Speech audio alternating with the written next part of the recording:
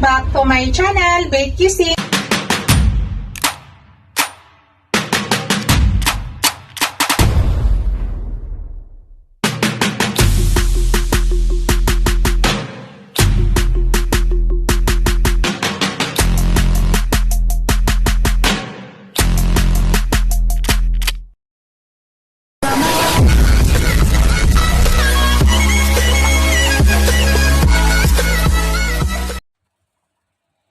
Hello guys, today's video guys ay magluluto ako ng fried pork chop, crispy fried pork chop. Ito po yung ating pork guys. Wala na po siyang buto, tinanggalan ko na po. Ayan po yung ginawa, manipis ang pagkakat. Yan. Unang gawin natin guys ay lagyan po natin ng asin. I-marinate muna natin. So kailangan lang guys na mamassage yung maigi yung asin. Manipis lang pa yung pagkakat, ayan, manipis lang po.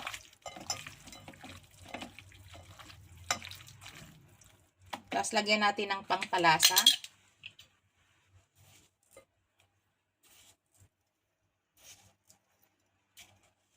Ayan, tapos ground black pepper.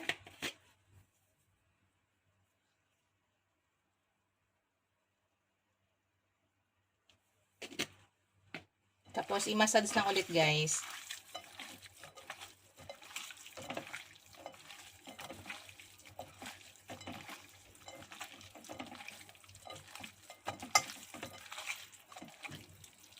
Para magkaroon siya ng konting kulay, guys, naglalagay ako dito ng light soy sauce. Konti lang, para lang maiba yung kulay. Maglagay tayo ng light soy sauce. Light lang, guys, ha.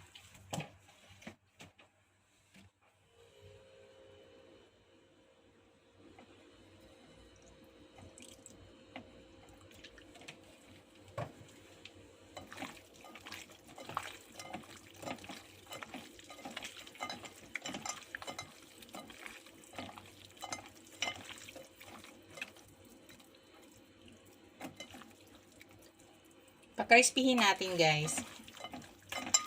Yan. So, i-marinate muna natin, tapos gagawa tayo ng braiding niya. Hello, guys. Gagawa tayo ng braiding. Ang gamit ko, guys, ay crispy fry. May lasa na. So, maglagay tayo dyan. So, hindi na tayo kailangan maglagay ng asin, guys. Magdagdag lang ako ng onion powder, saka brown black pepper. Na guys, maglagay tayo ng cornstarch guys. Ang reason kung bakit tayo maglagay ng cornstarch, para crispy talaga yung ating fried pork chop. Bali, 3 ganito ang nilalagay ko guys. Tapos maglagay ako ng onion powder.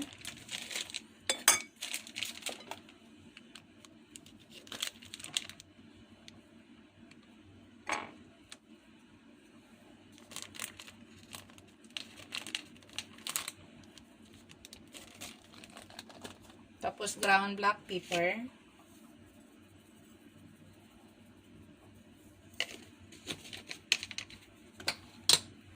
Tapos imimix lang guys. Ihalo-halo lang natin para mag-combine yung lasa.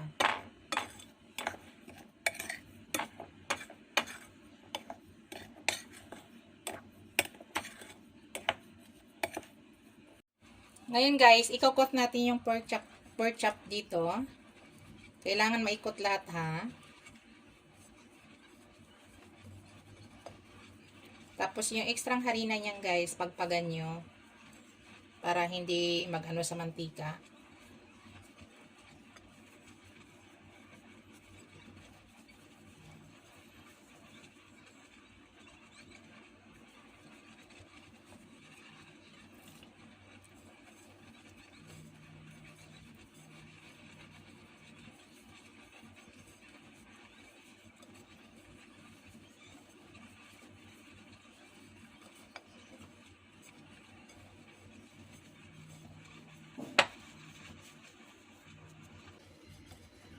Pag may naiwan kayong harina guys, i-set aside nyo, itabi nyo lang.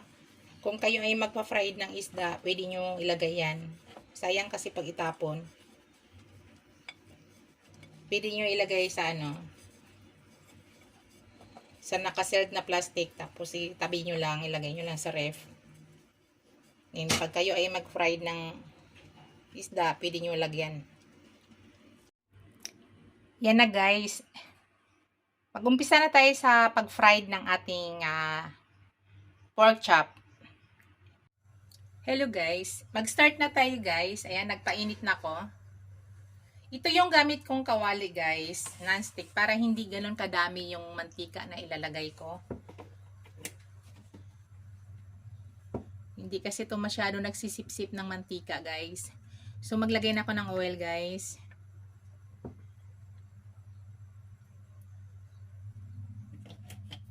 So, painitin muna natin. Yan guys, init na yan guys. Pwede na natin ilagay.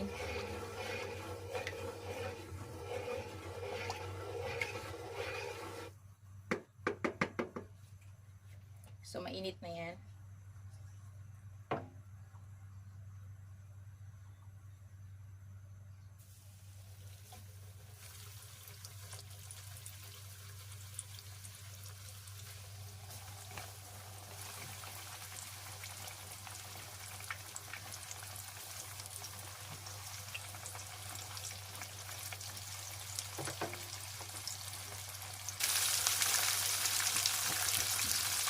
Guys, balik ta rin na natin guys.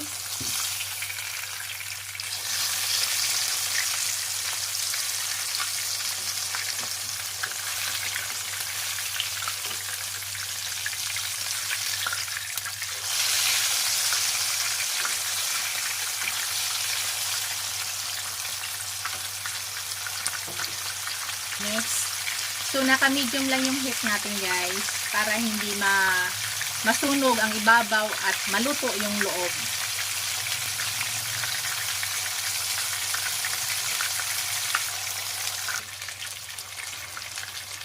Atong na natin dyan. Luto na yung maliit. Yan guys, ay luto na yan. Tatanggalin na natin yan. I-remove na natin yan guys.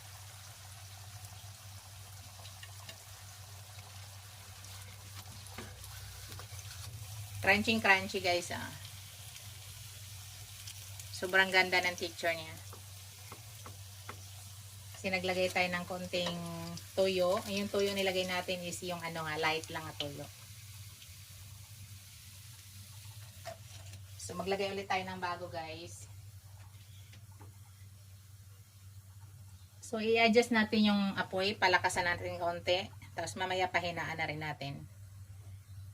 Para pag unang lagay niya, hindi siya sipsipin ng mantika yung ating karne. Kaya hindi dapat mahina ang apoy pag naglalagay ng karne. Yan. Unang lagay, dapat medyo malakas yung apoy.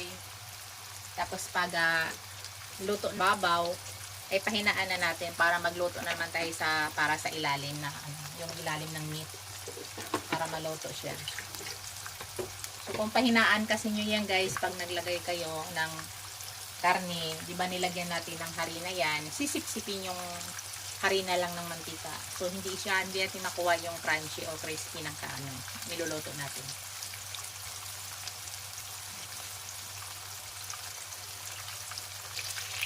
Yung maliit, kunin na natin. So, ito na lang ang maya-maya, luto na to guys.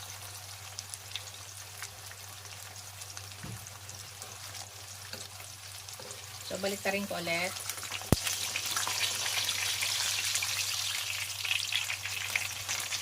So, kung makita nyo guys, napaka-crispy na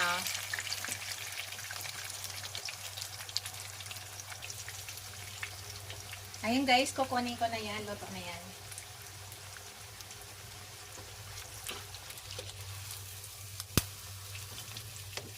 Makita nyo guys.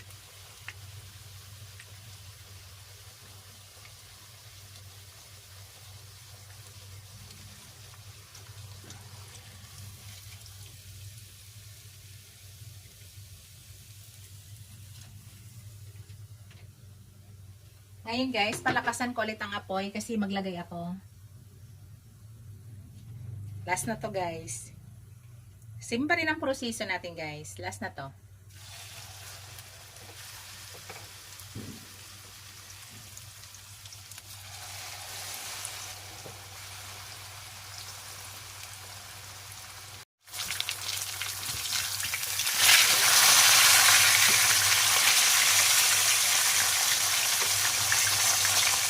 Bago pala lahat guys, i-shout out po yung aking mga channel members, ang aking mga subscribers, ang aking mga viewers, supporters. Maraming salamat sa inyong lahat guys sa walang sawang suporta sa aking channel.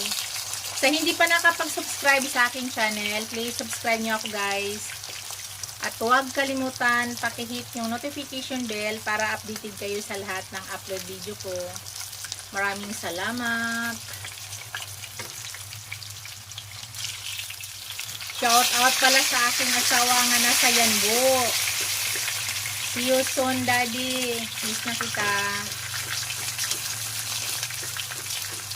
Yan guys, malapit na po. Yan guys, kunin na natin guys at luto na yan.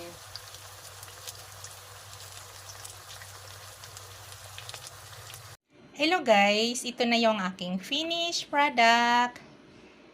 Ready to eat na guys. Ayan po yung aking sausawan, maanghang po yan.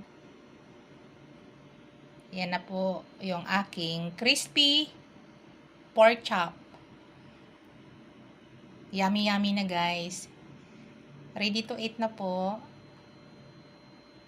Thank you for watching guys. Don't forget to like, comment, and subscribe to my channel. God bless you all guys. Bye. See you in my next video. Bye guys.